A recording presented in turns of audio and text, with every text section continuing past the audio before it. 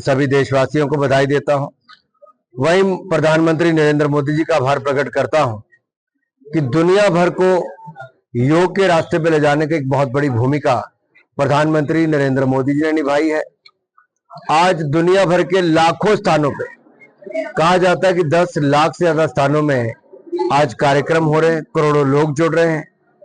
रोग के माध्यम से निरोग रखने के लिए एक बहुत बड़ी भूमिका है और जो जोड़ने की बात कही, इससे दुनिया भी जुड़ रही है और कहीं ना कहीं अध्यात्म और योग से जोड़ने की एक नई शुरुआत भारत ने की है। एक बहुत बड़ा योगदान है। प्रधानमंत्री नरेंद्र मोदी जी ने यह भी कहा है कि 10% खाना बनाने के तेल की खपत को कम करना है। इससे आपको स्वस्थ रहने में, फिट रहने में भी बल मिलेगा और आपके तेल की खपत भी कम होगी। मुझे लगता है एक बहुत बड़ा निर्णय है।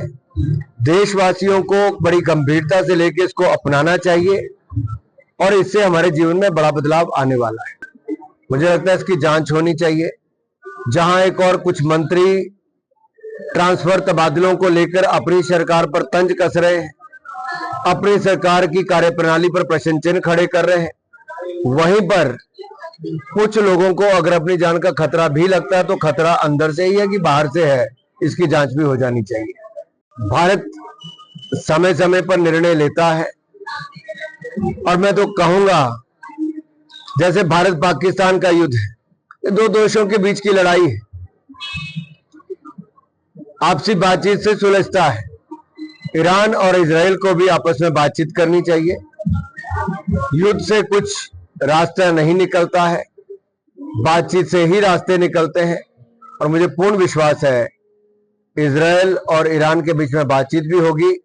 और ये जो मिडिल ईस्ट में एक बहुत बड़ा खतरा बना हुआ है, ईरान और इजराइल की लड़ाई का, इस संकट से हमें मुक्ति पानी चाहिए। भारत ने एक देखा है कि कोई भी भारतीय अगर संकट में होगा, किसी विदेशी धरती पर भी होगा, तो संकट से बचाने के लिए नरेंद्र मोदी जी की सरकार सदा है। चाहे यूक्रेन से वापस लाने की बात हो, लीबिया सीरिया से वापस लाने की बात हो, या फिर अर्थक्वेक नेपाल में हो या टर्की में हो, वहां पे मदद पहुंचाने की बात हो, जहां दुनिया भर के लिए भारत मददगार के रूप में आगे आया है। वैक्सीन मैत्री के माध्यम से दुनिया भर की मदद की, वहीं से भारतीयों की जो संकट में दुनिया में फंसे होते थे, उनको वापस लाने के लिए अलग अलग ऑपरेशन समय समय पर चलाए और ऑपरेशन सिंधु आज ईरान से भारत के छात्र छात्राओं को वापस लाने में बहुत सफल हो रहा है।